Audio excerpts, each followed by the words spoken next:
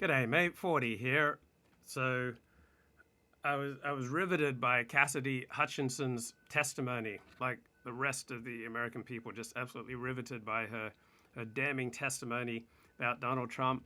Did you know that he had a bad temper and that he threw things, and that when his team was told that the January 6th demonstration might turn violent, that he didn't immediately shut it down? So Cassidy Hutchinson seems like a truth teller, like very attractive young woman. And I thought, wow, this is just what we need. Right? Here's someone that America can rally behind right now. Right? And then I started thinking, why does she remind me of the Tracy Flick character in Election? So did you see the 1999 movie Election? Do you know about the novel that it was based on? So Tracy Flick is a very ambitious young woman who uses and abuses people. She gets the protagonist's best friend fired after she has a sexual affair with him. And near the end of the movie, she's seen getting into a limousine of a congressman. So what exactly is the Washington Post trying to tell us in this story? Yeah, Reese Witherspoon played the Tracy Flick character. And why am I getting these Tracy Flick, Reese Witherspoon vibes from Cassidy Hutchinson? Right? She's a very attractive young woman. And so how did she get to such a position of power? Right? So she was one of the youngest. She was one of the least experienced members of the White House staff, yet she was effectively operated as the chief of staff. So how did she get there? Now, I'm the kind of guy who believes she got there purely on her own merits, that she was just that formidably organized and competent, and that's why she rose to the top. I hate it when people try to debunk the success of women and just attribute it to their looks. I don't like her forehead to chin ratio, says the chat. I don't trust her. God forbid, God forbid. So Representative Jamie Raskin from Maryland says she's been an unvarnished truth teller. I find her to be an encouraging and inspiring figure because she is so young, and she has not allowed her idealism and belief in government to be jaded and poisoned by the people around her. What a beautiful sentiment. Baruch Hashem, Baruch Hashem. Now, what is the Washington Post trying to tell us here between the lines? So to give some background, 30 years ago, the Washington Post published a story about George H.W. Bush and how he had this woman who worked for him in many different roles over the years. And the Washington Post published that she served President Bush in a variety of positions. So is that what the Washington Post is trying to tell us here about Cassidy Hutchinson? So she had extraordinary access and inordinate power. Right? Some derisively called it Chief Cassidy. House Speaker Nancy Pelosi's staff asked White House aides why she was in on legislative meetings. So why was she Chief Cassidy? Why was she in on legislative meetings? I believe it's purely because of her hyper-competence and her truth-telling abilities and her courage and her strength to be able to speak truth to power. That's what I think, but I might be naive.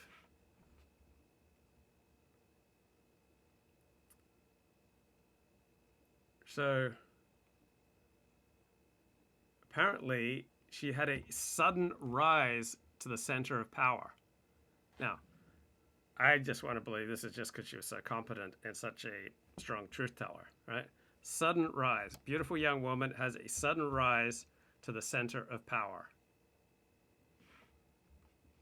Right? She interned for Representative Steve Scalise and Senator Ted Cruz when she applied for a White House internship.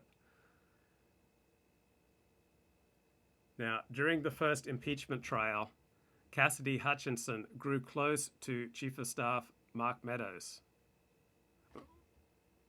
Okay, so they grew spiritually close, they grew politically close, they grew emotionally close, they grew physically close.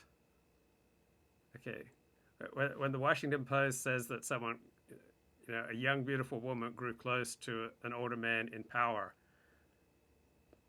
come on, I didn't fall off the turnip truck. I wasn't born yesterday, right? So she was then a legislative affairs staffer. So we know that she's an expert in legislative affairs. She grows close to Mark Meadows, and he's named Chief of Staff in March 2020, and he immediately elevates her. So is the Washington Post telling us that she was elevating him?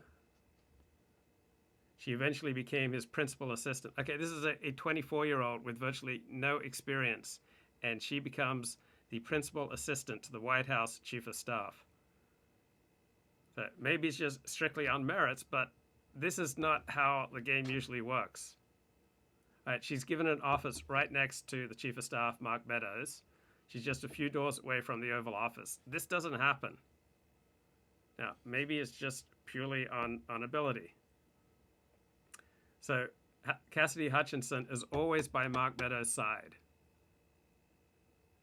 Right? He would always insist that she'd be in the room at all meetings. So there are all these meetings that you would expect to just be principal level or just very small amount of senior staff level, but Mark Meadows would always insist that she'd be in the room. Right? She was largely there to take notes. It was unusual to have a junior aide to either be in principal level or senior staff level. But it was his call, so we deferred to him. So what exactly was the nature of this very close relationship with Mark Meadows? She was viewed throughout the White House as speaking for Mark Meadows. You know what type of people quickly get viewed as speaking for a powerful man? Women who are sleeping with that powerful man. Right? If you're sleeping with a powerful man, people pick up those vibes and they understand that you're speaking for the powerful man. So when she was giving other staff members orders and always saying, Mark wants, or the chief says this, the chief being Mark Meadows. Okay, that sounds like someone in a pretty intimate relationship with Mark Meadows. So Cassidy Hutchinson traveled constantly with Mark Meadows. Okay, traveling constantly with someone, an attractive young woman, traveling constantly with a powerful older man, always by his side, speaking for him, giving orders on his behalf. Right? When people travel, they have far more opportunity to get particularly close with each other. So Cassidy Hutchinson was going on Air Force One. She was answering Mark Meadows' calls. She was getting texts from members of Congress. So key members of the White House who wanted to get a message to Trump or to Mark Meadows would often go through Cassidy Hutchinson. So what is this Washington Post story really trying to tell us?